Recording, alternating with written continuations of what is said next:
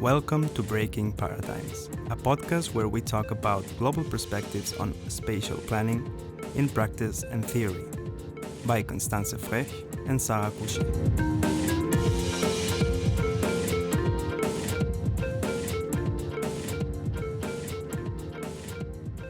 In this episode, we continue our conversation about urban agriculture and talk with two practitioners with different approaches. One is located in Rio de Janeiro and the other one near Vienna. So without further ado, please introduce yourself. What is your background and your connection to urban agriculture? My name is Julio Cesar Barros. I am an agronomist and I work at the City Hall of Rio de Janeiro, Brazil, at the Environment Department, since 1996. In 2006, I created the Hortas Cariocas program, motivated by several factors, among them the difficulty that poorest population has accessing food production in clean way, without of the use of agrochemicals. Another fact that encouraged me to design the program was to inhibit the human occupation and located in areas with some degree of geotechnical risk. And the following year, we also started the construction of vegetable gardens in schools with the objective to providing children with a more intimate contact with the food production in urban areas. In 2019, we produced more of 7 tons of food in 42 areas where the program is developed. And we have 180 people involved in this process. The results achieved allowed the Hortas Cariocas program to award the award of the best urban food system granted for the city making in the Milan Pact in August 2009 in Montpellier, France. And what is the biggest difference between urban and rural agriculture to you? The difference between agriculture developed in urban areas and that developed in the rural environment. Start with the knowledge of the agricultural practice. The city of Rio de Janeiro, perhaps due to the intense process of urbanization and pressure of occupation of the territory, had its agricultural area reduced over time, and our population was increasingly distanced itself from the peculiarities of the countryside, causing a loss of rural reference in most of the population. However, in recent years, the new order for quality food has given greater predominance to our program, arousing greater interest from the national and international press bodies, and as well from teaching and research institutions around the world. Another point that marks the big difference between the two types of agriculture is concerned to that must be to head with condition of soil contamination located in urban fabrics. Vandalism and thieves are also problems that we face with when developing agriculture in large urban centers. In general, people link directly or indirectly the program are able to develop their rural reference, making food production in city something more natural and devoid of mysteries. What is your perspective on the city of the future? Cities like Rio de Janeiro and other metropolises are increasingly seeking radical transformation in order to minimize the impacts of human occupation on the planet. Problems such as urban mobility, global warming, clean food production have brought about profound changes in city planning, especially in relation to food production. We are increasingly looking to reduce the displacement of food and from large producing areas, which are usually located in places far from cities. The reduction in trips made has a major positive impact, especially in the emission of greenhouse gas. Practice for using organic waste for the production of fertilizers also favor biological cycles, reducing the amount of organic material that would be discarded in landslide. We are concerned with equipping our gardens with sustainable tools that can serve an example for the other initiatives that emerge in the city. Practices such as composting, drip irrigation, use of natural methods of protection against pests and diseases have been increasingly used in food crops in the city. And what do you think does the future of urban agriculture look like? We are absolutely sure that awareness of need that food population cannot be restricted to rural areas should in few years constitute of unanimity. We observe that this awareness varies widely among the population, that is, cities that develop more consistent actions, others that are still in the process of assimilation with the actions, with less impact, and even those are asleep. Anyway, I think there is a tendency of the mentality to prevail around the world, reducing the pressure for the expansion on the agricultural frontier, especially in relation to this point. Emphasize the importance of creating agroforestry systems, which constitutes a link of harmonization between the environment preservation and food production. Please introduce yourself. What is your background and your connection to urban agriculture? My name is Jürgen Herler. I'm a biologist living in Austria, close to Vienna, and I used to be in marine sciences. So I was a studied biologist and a zoologist and did my PhD and my postdoctoral research in marine biology. And a couple of years ago, I stopped doing research and focused myself into more environmental issues. And that took me to vegetable gardening, actually. So for a lot of people, it's quite a big step. But if you dive in the ocean, you see a lot of problems occurring in the modern civilization. And one of the problems is nutrient cycles and chemical pollution of waters, which finally end up in the sea. And so I asked myself, what can I do to do something against marine pollution? And recognized if you're at the sea, it's already too late. So you need to do steps far beyond this. So I started to turn my hobby, which is vegetable gardening, into a new profession, to bring organic farming into urban environments, to give people an opportunity to take part in producing their own food and recognizing a new way of producing vegetables and fruits more or less at home. And as more and more people live in cities, we need to bring our attention to the question how we can grow food in the cities. And if you do this in urban environment, it's very logic that you do it in a vertical way. So I started the company about 5 years ago to design and to distribute organic vertical gardening systems. And what is the biggest difference between urban and rural agriculture to you? I would say we could leave the rural agriculture to farming grains, cattle, and big space demanding stuff. And when we turn to urban agriculture, urban gardening, we could rather focus on growing vegetables, growing fruits, that kind of food that we directly ingest. Crops or fresh vegetables just taken from the garden and taken to the kitchen immediately. And when I started as a company owner, developing the systems, I recognized that it doesn't make very much sense to compete with the supermarkets if you do your own garden.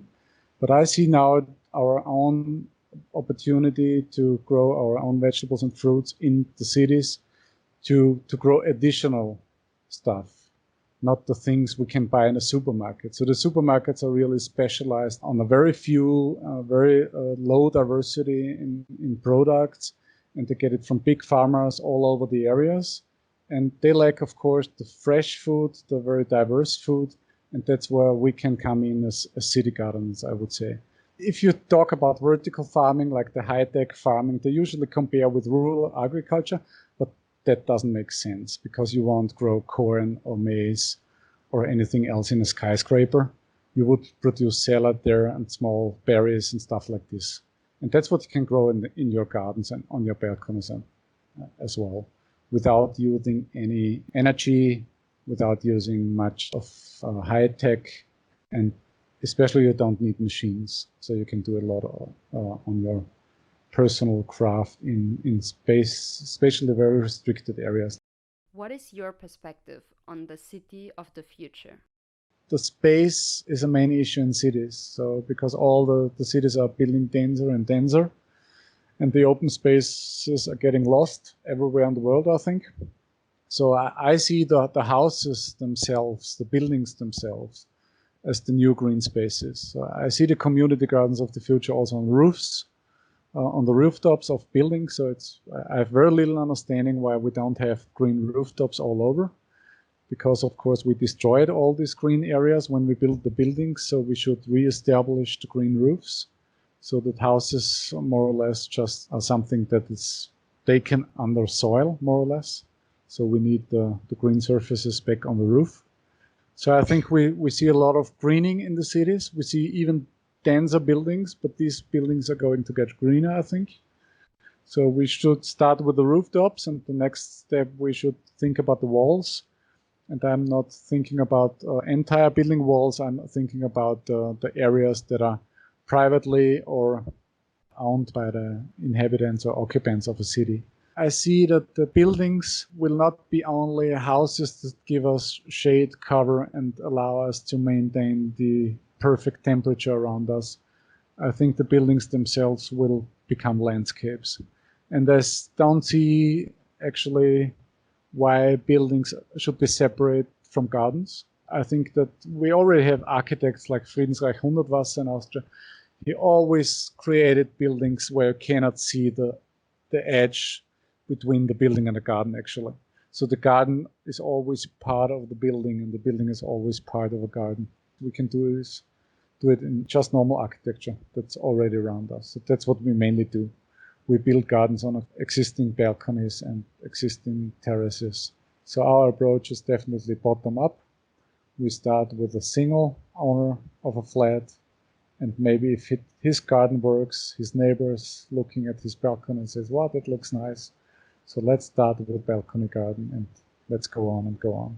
If we get 3 or 5 out of 10 balconies green, we've managed quite a good thing, yeah. So we are thinking not only about how we can get new buildings greener, but how can we implement a more greener architecture in already existing buildings. Because if you want to have a climate effect on city greening, we need to think about the buildings that are already there. We cannot take those buildings down and build new ones that are greener. That's not possible. And what do you think does the future of urban agriculture look like? I think it's a mix of people doing gardening in the private spaces. I think that's a mix of also small communities establishing community gardens in open spaces between buildings within cities. I think there will be a lot of community gardens on rooftops. If it looks like, let's say, 10 to 20 years further, there will be a lot of, I think, flat rooftops in new buildings especially, and would be a waste of space if we don't create the space in a manner that people can use it. So it shouldn't be only green rooftops, but also inhabitable rooftops. And we will produce food there, we will grow plants there, we will produce electric energy. And there will be also vertical farming, maybe high-tech methods. I'm not a big fan of this, I have to admit, because I see that I can do a lot of outdoor gardening all year round without using any kind of energy, except the one that is for free, which is sun and rainwater mainly. And I also prefer soil-based and organic cycle-based gardening methods. So that's why I like the idea of community gardens and also private spaces that are based on soil. It's thinking about what architecture of the future should look like. It should give the opportunity to include organic farming, organic gardening-based modules that can be easily integrated into buildings without any complicated technical too advanced features that make the architecture and building very expensive and sophisticated. So it should be possible in buildings that already exist, and it should be managed in a better way for new buildings. And I think based on the idea of nature-based solutions by the EU program, We need to implement rainwater management. We need to implement optimum sunlight and shading architecture. And we need to think about what's the architecture that people and plant support in the same way. And I say it's quite simple architecture, actually. It's like our own house. You have a kind of shading to protect yourself against the high summer, midday sun, and the early afternoon sun. It's pretty much the same for people and for plants. That's why I usually focus very much on winter gardening on balconies and terraces at the moment, because I see it's just so easy to do without any technical help. So you can really establish a 365 days garden on your balcony if you have a south or east or west directed balcony. It can start any time of the year, which is really very important because people always think they can only start the garden in April and May. I think actually the best month to start is September, just after summer holidays, especially in Middle Europe. It's a very good time to start for beginners because winter gardening is actually easier than summer gardening due to the very hot city summers, which is really a challenge now becoming for the cities. And winters are getting easier and easier. So that's one of the very few good stories about climate change, that we have winters where we can grow vegetables all year long. So the season actually did not end. So if you would come to my home here, I would serve you a fresh salad just taken from the balcony or from the terrace, and it was available all year round. So I had no day where I couldn't harvest fresh salad this year. So we should make the best out of it. We should do anything to reduce further climate change, and we should use the one that's already happening in a perfect way. And vertical gardening is pulling the screws on all sides, actually. That's why I really love my new job now. Yeah, I think the main message is really that we can do it without using energy all year round. And we can supplement the food we can buy in supermarkets. So it's really about food supplementing. Because it's always the question is, how can you live on 4 square meters balcony or stuff like that? You can grow a lot of things on 4 square meters you cannot get in any supermarket, or even not in your best organic shop around the corner. For example, I have a person supplying me with the young vegetable plants, and he's growing almost 400 different breeds of vegetables. I think the average supermarket is 10 to 20 probably. And so I have a lot of customers who of course get a lot of new plants into their diet whenever they get in touch with me, because I prefer, of course, selling those kind of salads, herbs, and so on, which the big markets don't have. So it's everything about getting healthier food, getting more diversity into your food. And finally, of course, we should end up with gardens that also have a lot of ecological functions, not only our food, but if we would let bloom our salads, for example, we feed the bees, we feed a lot of insects, and we get the seeds for the next season for free. So that's a very important message probably also, not to grow the food in a way we are used to buy it in a supermarket, but to see the plants in a completely different approach. We can let them flower, we can make our own seeds, we can reseed from our own salads and so on. So that's what you can do with food you buy usually.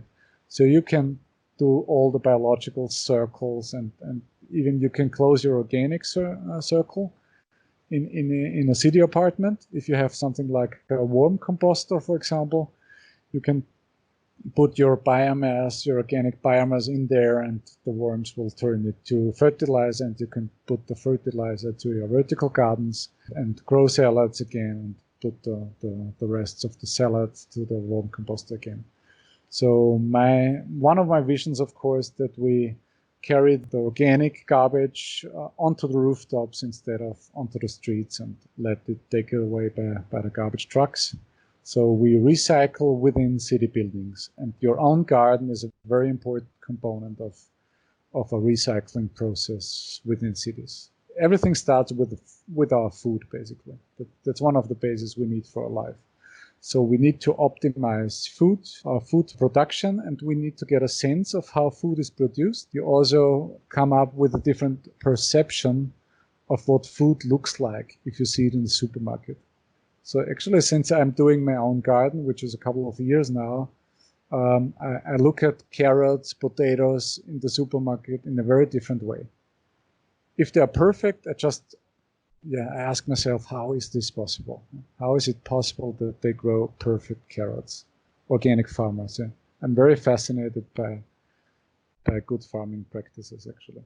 And so you get a holistic view of food production, even if you do it in small pots on your balcony.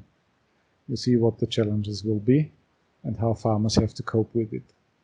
So at the end, you will see a very different value of food, and we will support different ways of food production, and we will change our behavior and change our way of seeing food and buying food. I think that's the conclusion why I changed being a marine scientist and became a vertical gardener, to change the perception for important environmental issues. And the best thing is to do it yourself and to try it yourself. Maybe it's the only way. The future of our cities and how we supply them with food is still quite uncertain. What do you think will happen? What are the possibilities of urban agriculture in your opinion? Let us know in the comments. If you want further information on urban agriculture, check out our previous episode, which discusses the topic from a theoretical perspective.